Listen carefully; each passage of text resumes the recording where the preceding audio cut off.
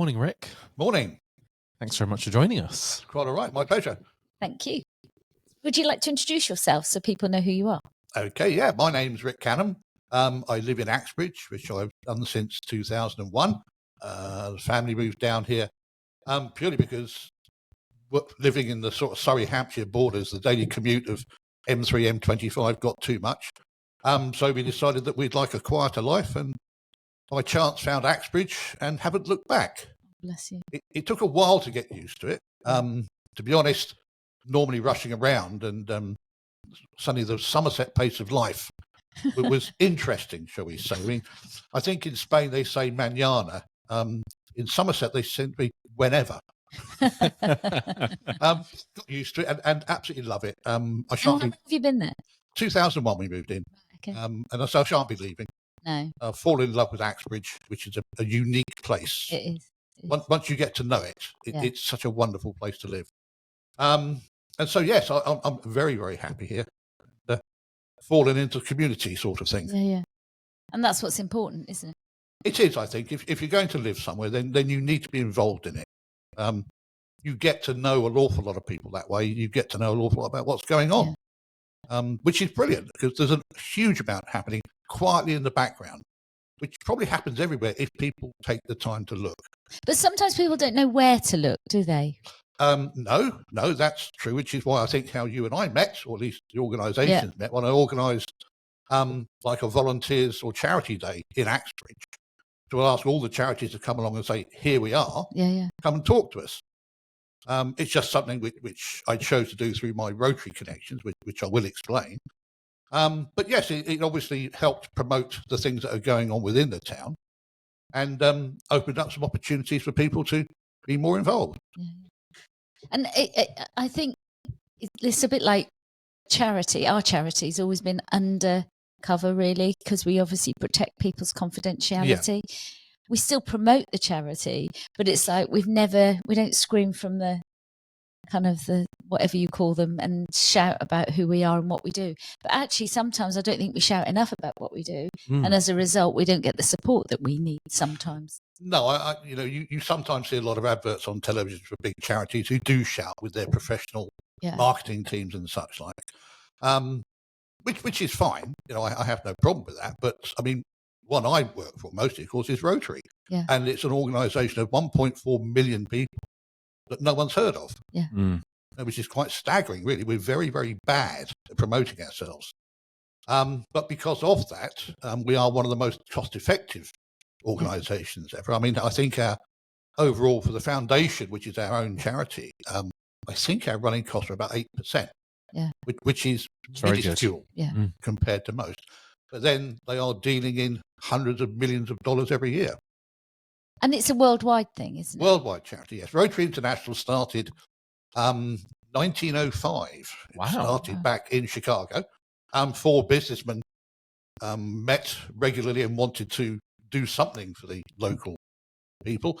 And the first thing they did was the strangest thing, was they raised the funds and put in the first public toilet in Chicago. Really? Sounds unusual, but it was a start. Yeah. And they kept meeting and finding other things to do, and they took it in turns to meet in each other's offices, rotating round, hence the name Rotary. Right, okay. And it's grown since then to a global organisation. I think we are on more continents than McDonald's. Wow. Because we actually have a club which has a moving membership in Antarctica. One of the research stations has a Rotary meeting. Wow. So we actually do more than they do. Certainly more countries than McDonald's. Is it still just all men? No. We dropped that many years ago, thankfully. Right, okay. But I think people still think of that in their head. We are known mainly as an old men's dining club. Yeah. Which is heartbreaking because we're not. No. We do so much more. My own little club, which I formed just before lockdown. I was in an older, more traditional club, and I wasn't disillusioned, but I thought there was more to be done. So I thought, okay, I'm going to break out on my own, start my own. And the little Axbridge District Rotary Club, now, in fact, we have more female members than male.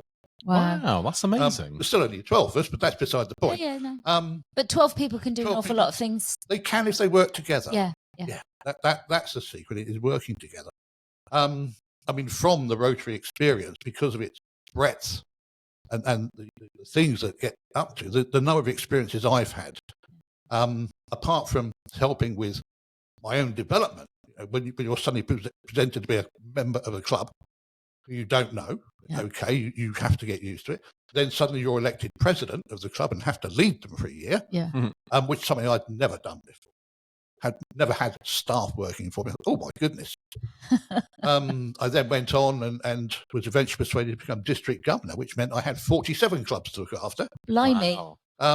Which is slightly different again. Yeah. Because with that comes quite a responsibility, because you're signing for lots of finances and goodness knows what else. And again, having to address these large numbers of people. Brilliant experience. I mean, it did me so much good. And of course, from then, now I'm going to be going to Chicago in April next year with Rotary, because I've become part of the team that helps write the Constitution. Wow. Because whatever organisation, you have to have a constitution. A constitution. I don't like to call it rules. It's not rules, it's guidance. Yeah. But it has to suit everybody. And when you have people from all over the world, it's quite a complex task to make sure it suits everybody. Yeah. But that's part of the team. I'll be there for a week discussing all these things and voting with the people, another 550 delegates. So going to be interesting. But again, Rotary's opened up all sorts of opportunities for volunteering. As I joined Rotary, of course, sadly, we had the Boxing Day tsunami disaster. Yeah. And immediately, obviously, Rotary clubs around the world, along with everybody else, were doing things to help out. What they could. I mean, my own club, we did some fundraising. We ended up buying 2 open fishing boats, which may sound strange, but rather than just give money, it's far better if you can give 2 families fishing boats. That's going to sustain half a village. Well, it's that whole thing about teach you how to fish rather than fish for you, if you see Yes, give a man a fish, he'll eat. Give a man a fishing rod, he'll eat forever. Yes, exactly the same sort. That was our thinking. Yeah.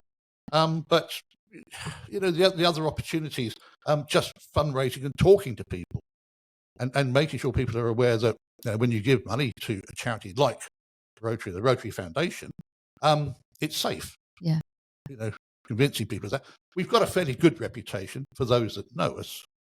But I'll say the opportunities are just almost endless, the things we can get up to. I remember many, many years ago, and I'm talking nearly 40 years ago, I used to serve dinner for the Rotary Club at the Bath Arms in Cheddar. Yes, my friends Mendip Rotary Club. Yeah. Yes, they no longer meet there, of course, but no. Again, they've been through some changes. Lovely bunch of people. Yeah. Get on very well with them. And of course, we all have something in common. That's the beauty of being in Rotary. I can go to any country in the world, and providing I can find a Rotary club, which you will do by searching, I'm welcome to attend any meeting. Some of them are quite different. Yeah. I remember attending a meeting. We were on a trip to India. We're on part of a vaccination program for polio, and we were invited by the local Rotary Club to join them in their weekly meeting, which we did.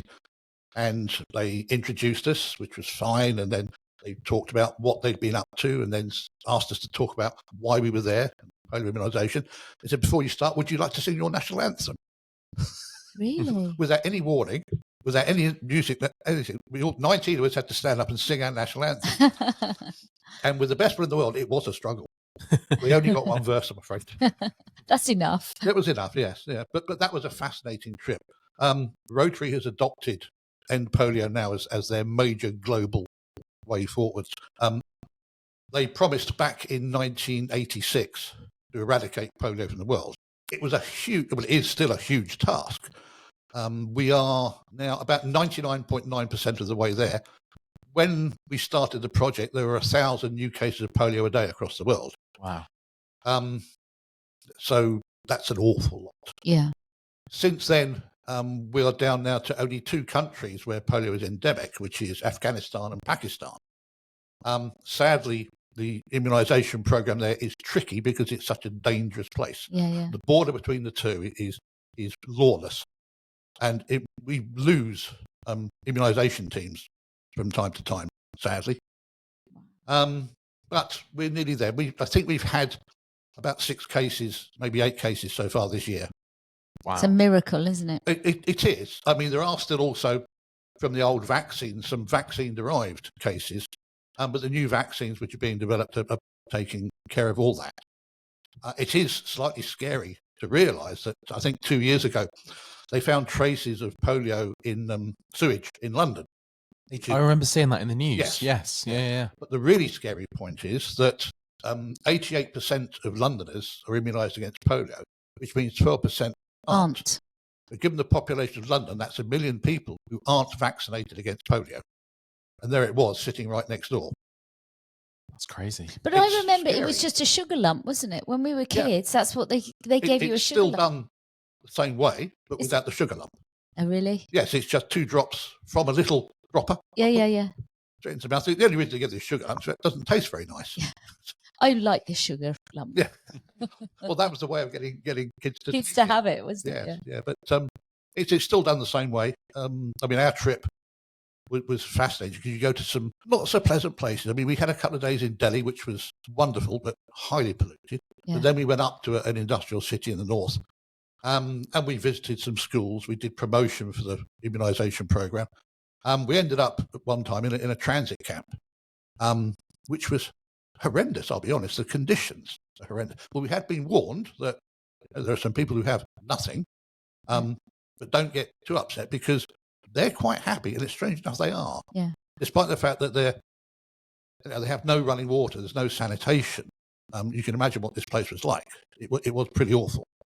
However, the one great saving grace for them is the fact that somebody's thrown a bit of copper wire over the power lines over the top, so they had power to run a television so they could watch the cricket. Yeah. No lights, just television. But it brings pleasure, doesn't it? Oh, it brings pleasure to them. And also, of course, that's their main interest outside of surviving. Yeah. We were told, don't try and offer them this, that, and the other because you're going to be gone next week. Yeah. But they're happy with their lot. There, but for the grace of God go I, isn't it? Well, yes. Yeah. I felt slightly uncomfortable with the fact that from this transit camp, you could see our hotel.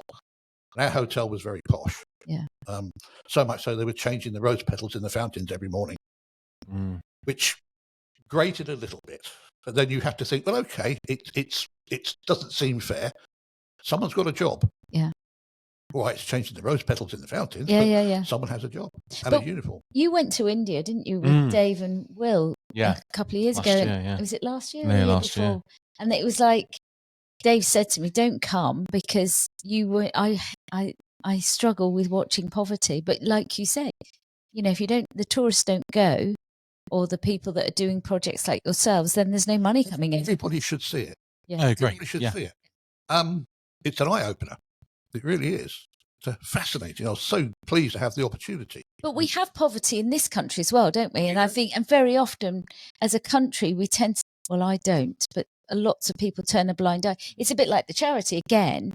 There's lots of people in Somerset that have acute mental health problems, and we kind of turn a blind eye sometimes because actually, what can we as an individual do, if you see what I'm saying? And I think that's where organisations like Rotary can actually promote that.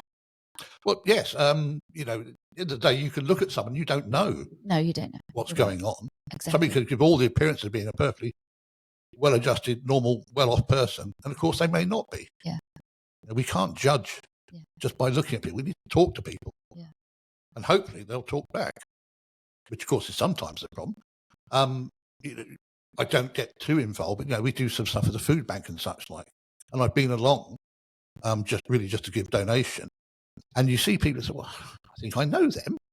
Why haven't they said anything? Well, because they're embarrassed sometimes. Which is a shame. If you're in need, you're in need. Yeah. But one of the reasons why the charity was set up was because somebody locally was in need and they couldn't get help through the statutory services. And that's what I did before. I worked for the statutory services. And it was just really sad. And that's why we set it up. Well, yes, and again, sometimes there isn't an answer for people. Sometimes an answer has to be found. And so you set up this because obviously it was an unanswered problem. So here you are, finding a solution. Years ago, I helped set up a very small charity which supports people with an incredibly rare illness, only because a mother had come to my Rotary Club and said, "Can you help us? Because my daughter has this awful problem." It's an illness that nobody's ever heard of, Olliers disease, completely unheard of, and Maffucci syndrome, two very similar. It's basically bone deficiencies, where bones in the cartilage won't stop growing. And so, of course, they end up with deformations and such like. So we set up the Red Robin Trust, purely because we knew roughly what we were doing. Got it set up, got them running, and then stood back and let them get on with it. And they're still going, having their conferences and supporting the families, because we saw a need. Somebody saw a need, and we just helped facilitate it, basically. But isn't that the thing about being a volunteer and being part of your community, which is how you started this conversation? Was that bit about, if you see a need, you've just got to go out there and find it, really, and then you can be part of something. Well, yes, because it won't come to you. Yeah.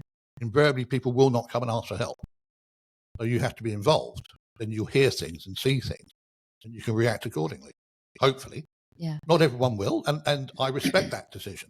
It isn't for everybody. There are only certain people who will put themselves out. I don't know why I do it. I think, as I said before, I'm just a guy who can't say no.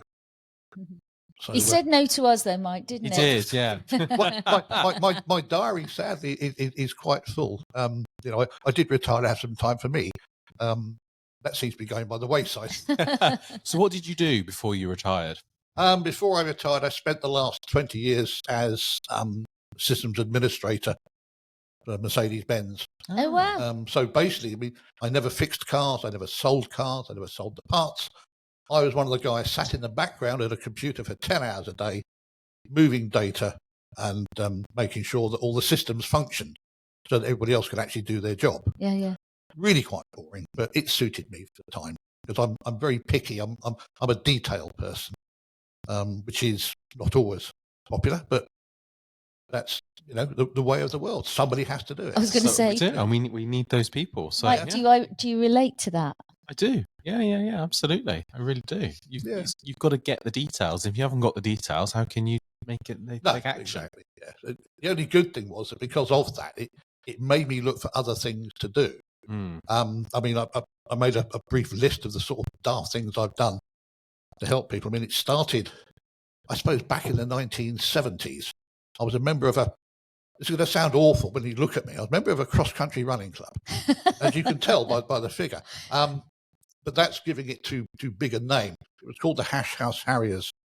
And again, a global organisation, but very little known, describes itself as a drinking club with a running problem. And there was this cross-country run for a local hospice over an area we ran on anyway. So I said, well, come on, we'll do it. We thought, well, if it's sponsored, we need to somehow make ourselves different. So two of us did it. We ran it three-legged. And it did hurt. It was quite painful. But we attracted a lot of attention. Yeah. I said, well, what did it cost us? It cost us nothing, apart from some bruised ankles. And I sort of thought, well, that's interesting. What else can we do then? So then I got involved with a friend of mine, and I cannot remember the name of the charity. And we did a pedal car race, proper pedal car race. But two things. One, we had to build the pedal car.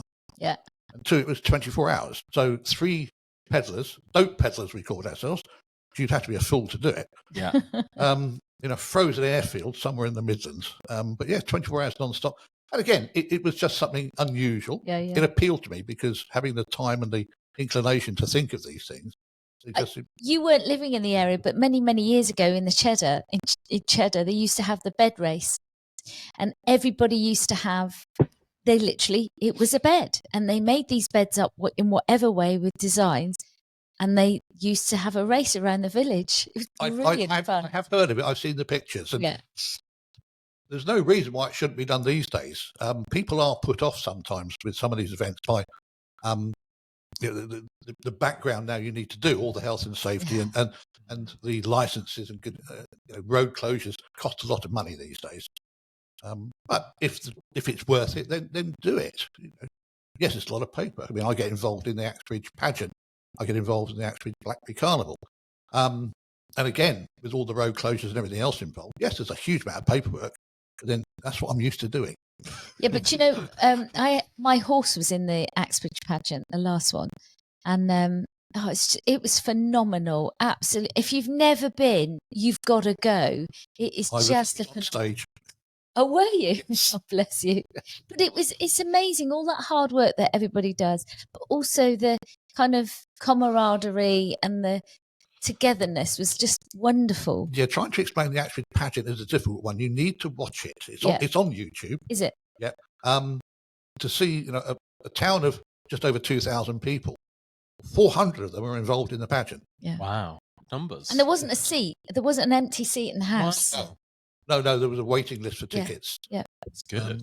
Over 400 people involved in costumes, actually being on stage, production, and all the other bits that go on in the background.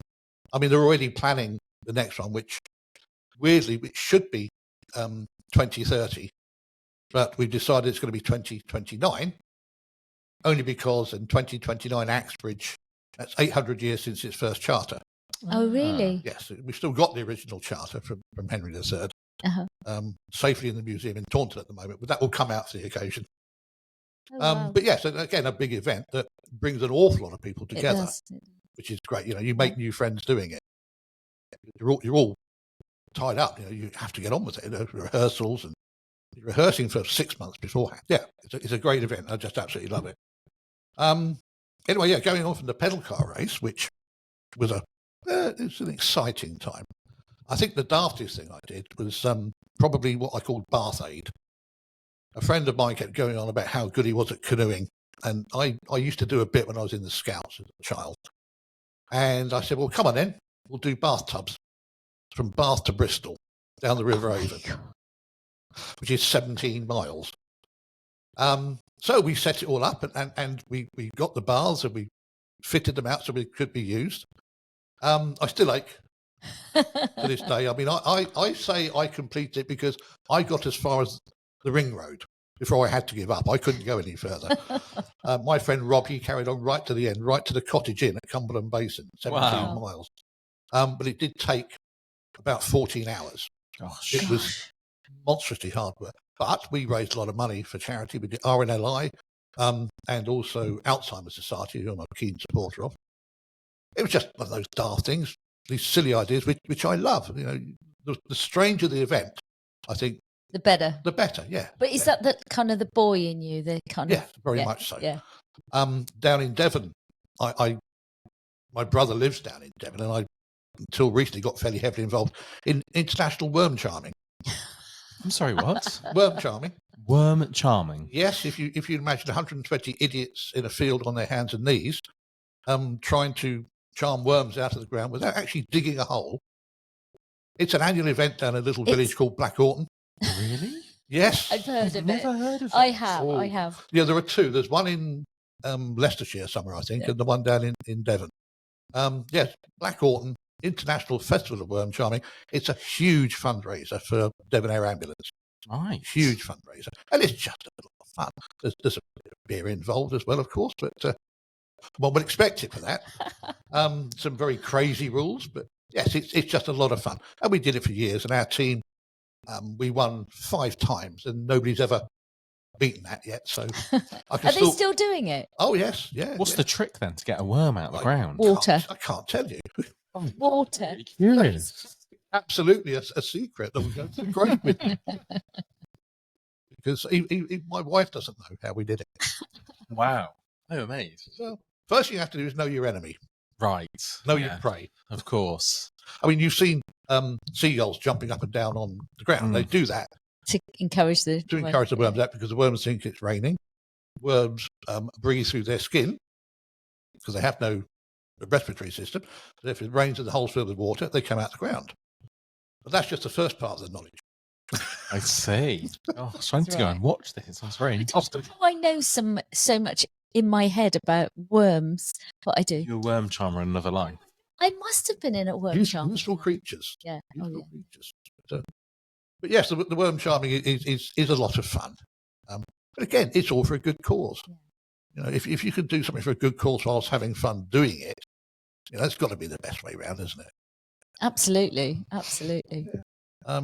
So what other things have you done? Look on your list. I'm looking on my list. Well, I mean, the other one, which I haven't done for a couple of years thanks to an injury, I spend a lot of time down in Devon on Dartmoor, brother. Mm-hmm. We're part of what they call the Second Sunday Volunteers on Hay Tor.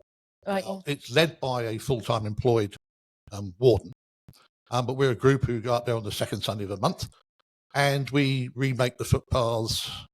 We have entered a project calling Miles Without Stiles. The idea is to make hard tracks and get rid of the stiles in favour of gates for powered wheelchair users. So we've now got them up as far as Hay Tor Quarry, which is much further than they've ever been before. It's a lot of work, a lot of physical work, but it's great fun. Again, you meet a great bunch of people. But we also spend a lot of time, my brother and I, walking on Dartmoor. So he and I, every year, so apart from the last couple of years, the rescue team puts on the Templar Way Challenge, which is a walk from Hay Tor on Dartmoor to Shalden, which is opposite Teignmouth on the coast, which is 18 miles. Mostly downhill, of course, because it's from the Tor down. Thank the Lord. Well, yes, yeah. But again, it raises money for the search and rescue team, because if nothing else, one day I might need them. Yeah. I spend a lot of time out there, and the guys, they go out in all weathers, all conditions. It's just whatever they needed. They're on Dartmoor. To watch them operate is just fantastic. I was in a situation where I was on top of Cheddar Gorge helping somebody with the rescue people. Now I've got vertigo, which is not helpful. And they said, no, you know this person. We need you up there. We need you to talk to this person. So hence I did. And I spent my whole day on Cheddar Gorge. I was freezing, by the way. I was not equipped at all. But the mountain rescue people were phenomenal. They were and so kind and so thoughtful. But they put me on a rope and made me be laid down a side of a blooming cliff, which I wasn't best pleased with, but hey ho. But you did it. That was I did it. You did it. Yeah. And the person that we were with walked away. Which was brilliant. That's all that matters, isn't it? Exactly. Yeah, you're going to get over your bit of trauma. Thanks. You will. But that's what you do. You just go that extra length, don't you? And that's. I say the silly thing is, it's something anybody could have done. Yeah. But there we go. But yeah, so I say a lot of time on Dartmoor doing that. The Templar Way Challenge is a challenge, although it sounds easy. The last 3 miles is the worst, because you get to Newton Abbot and the rest of the path is on the foreshore, on the Tean estuary, which of course slopes at 40 odd degrees. It's rock, mud, seaweed, sand, mud, rock, or rope, sand. You know, it's just, and you can see the end so far in the distance, and it's just a horrible slog, but you do it. Yeah. And it makes money for them, and it's just good fun. Do you get fed up of asking people that you know for money? Not so much now, because they're used to it. Right, okay. I'm afraid they look at me. Oh, Rick's coming. How much does he want now? Yeah. But who do you ask? All your friends and family? Friends and family, really. I'm fairly well known in the Lamb in Axbridge, Oak House in Axbridge. And so, yes, I have no qualms about walking and say, I'm doing this for charity. Yeah. Who would like to help? And I completely respect if people say no. Yeah. There are so many charities out there that we could all help, but you can't help them all. No. You have to pick and choose. I've picked and chosen mine, but they may not be everybody's idea. So I'm very, very happy if it says, no, I won't. Fine. Yeah. No problem at all. And I think people sometimes having the courage to say no, but also no, there's no shame in saying no, is that's right. I mean, I tend to make that clear before I start. Say, if you don't want to, just say so. Yeah. I'm doing this. But, don't be afraid. But what's the worst that can happen? Axbridge does have a very strong community base. Axbridge is very strong in its community, yes. It's quite a surprising place. When you get under the skin of it and see what's going on in the background. I mean, there are still events that happen. A couple of years ago, I took part in the Progressive Supper for the first time. Not really my sort of thing. But I thought, okay, yes, I'll do it. And I met a load of people I hadn't met before, which in a small town is quite unusual. Yeah. That Progressive Supper's been going for years and years and years. Oh, yes. What's a Progressive Supper? A progressive supper. Basically, you have people volunteer to host starter and main course and dessert. They pay a small fee to take part in that respect. And then you have what's called travellers, which are people who go just to dine. But of course, you have the starter, main and dessert in 3 different locations. So all evening long, you've got people all dressed up to the nines. It was all black tie and gowns, wandering back and forth across the town to different locations. I see. Clever idea. I quite like that. It's not unique. It happens in a few places, but Axbridge, as you say, has been going for an awful long time. So, yes, it's just great fun. And again, it raises money really for the pageant, because the pageant is a hugely expensive thing to put on. So, it all helps. It's again a chance to dress up. Yeah. I still tie a bow tie, thankfully. Wow. when I was district governor for Rotary, in the course of a year, I had to attend at least 50 black tie dinners. Oh my goodness! And towards the end, in fact, the week from hell was when I had 3 black tie dinners on 3 successive nights. And whilst it sounds fun, the gloss goes off it after a while. So do you go on your own, or have you got a partner, or are you? My wife and I don't live together, so yes, it was on my own. Yeah. We're still very good friends, but she lives up in the Midlands with our daughter and the grandchildren, but yes, it was just me. But sometimes that's quite handy. Just get there, do your speech, black tie, and say walk away. Now it's now time to go home. So, an interesting experience. But I still volunteer in Axbridge a lot now for other things. The Axbridge Town Trust is one of the unknowns in Axbridge. Trust was set up in 1889, basically as the old corporation of Axbridge was disbanded because it was considered too small to run courts and police, and the assets of the town were given to a charitable trust to manage in perpetuity. So the trust is responsibility for the town hall, which belongs to the trust. We're responsible for the entire square, which is huge responsibility. Yeah. So yes, what we do is we have to look after, make sure the square looks nice, make sure the town hall functions as a venue, keep it maintained. We're about to rebuild the balcony outside for those that know Axbridge, because that after nearly 200 years is starting to sag. So that's got to be done. Again, we have to manage all the funds to do that. So I'm chair of trustees for 2 years, but then I shall step back and let somebody else do it. Axbridge Good Neighbours. I don't know if you come across about here as far as Clure and such like, but the Good Neighbours scheme was set up sort of out of COVID, really. Where a group of us volunteer mainly as drivers. Yeah.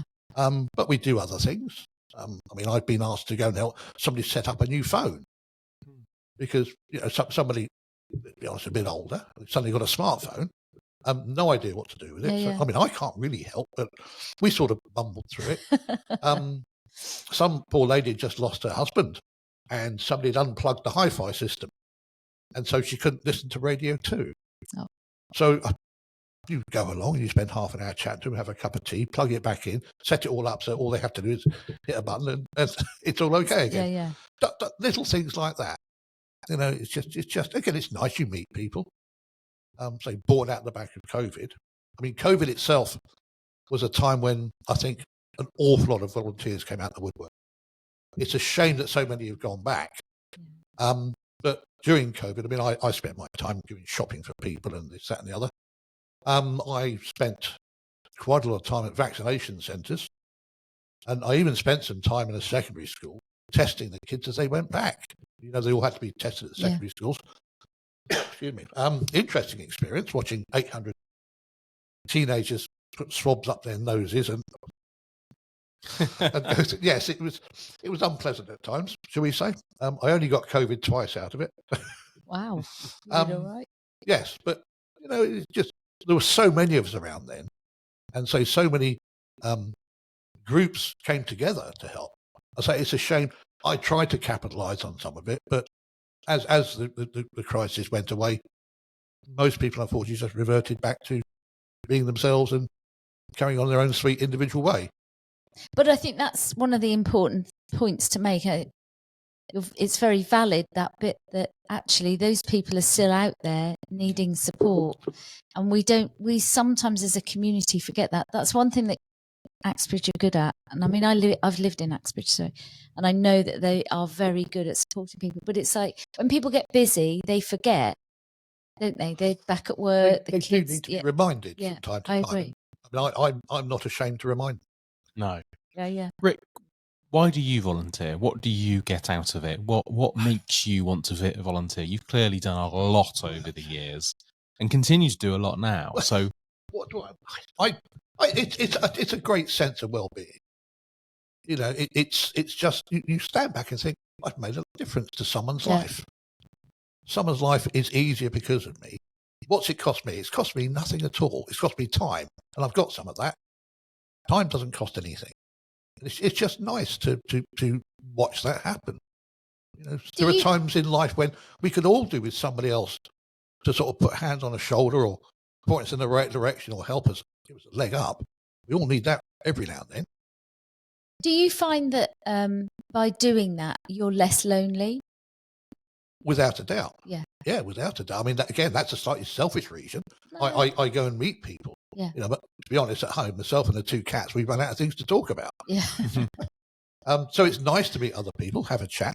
And again, you know, the other day I took a lady into Bristol, right into the Gallery shopping centre. And of course, you're in the car for a long time. Yeah. And really, all people want is talk. Yeah. Which is fine. I'm Yeah. happy to listen and talk back if necessary. Yeah. But yeah, sometimes there are lonely people. Yeah. And if nothing else, again, just doing the shopping during the COVID crisis, where a lot of people couldn't leave home. Yeah. I mean, a friend of mine was locked down for nearly 2 years because of her severe immunosuppressant. It was just nice to stand on the doorstep and talk. And so many people. I mean, that's why we set up the coffee and chats as well, wasn't it? About you know, we have 3 coffee and chats in the month, and it's literally it's 4, isn't it? Because it's 2 in Bridgewater, 1 in Wedmore, and 1 in Burnham. Yeah. But really, so that people can just go and have a free cup of coffee, a bit of cake, and they can chat if that's what they want to do. Yeah, there are several groups in Axbridge like that. So, some of them use the town hall. There's one uses the church offices. Again, it's a great thing. You know, you see that. It fulfills a need. Yeah. People need communication. You know, we're human beings. We're social creatures. Sitting at home all day doesn't do you any good at all. No, not at all. Not at all. I am really aware that even though you were worried that you wouldn't be able to fill an hour, we are nearly at an hour, and it's probably. Good Lord. I know. Well, it's been fun, hasn't it? It has. It's gone really quick. But I'd like to invite you back. I think you've got so much more to talk about. So I think it would be really nice if I give you a shout, if that's okay, to come back. Yeah. Has it been as daunting as you thought it was going to be? Yeah, not once we started chatting. I worried about it last night. Yeah. It's not something I would normally comfortably agree to do. But you've been fantastic, Rick, honestly. Brilliant. Absolutely brilliant. Lovely to share what you've been doing. Hopefully you inspire more people to... Well, I think really that's what I'd really like to do. Yeah. You know, I'm nobody special, for goodness sake. You know, anybody can do what I've done. Anybody. You just got to have a little bit of courage to say, why not? Yeah. My philosophy in life is why not? I had a conference as a district Rotary governor, and each one has a theme, and mine was why not? The speakers are all about taking on challenges because why not? Yeah. Get on with it. What's the worst that can happen? Unless you're rock climbing, then yes, no, don't necessarily. Why not? But in generally speaking, in life, if you want to do something, do it. Yeah, do it. That's the Nike tick, isn't it? Just do it. Just do it. Yeah. Just do it. It's true. There's that thing about you've got to take those challenges on. You don't know until you try. Yeah, that's right. And even if you don't succeed, you've learned something. So, if there was one message that you'd like to give to the listeners, what would it be? I think I'll take the closing statement that I made from my conference is, if there's a challenge ahead, it's no match to the power behind you. Does that make sense? Yeah. Absolutely. I pinched that, but I'm not going to say where from. But it made a lot of sense to me. Yeah, we all have the power and the ability to do things. Yeah, absolutely. The challenges ahead are nothing in comparison. Yeah. just get on with it. Yeah. Absolutely. Well, on that note, then we'll say thank you very much. Thank you for joining us, and we'll absolutely my pleasure. No, We'll do it thank you. again. we will. For sure. Look forward We'd to love it. to. We'd love Thanks to. very Thank much. you. Thanks, Rick.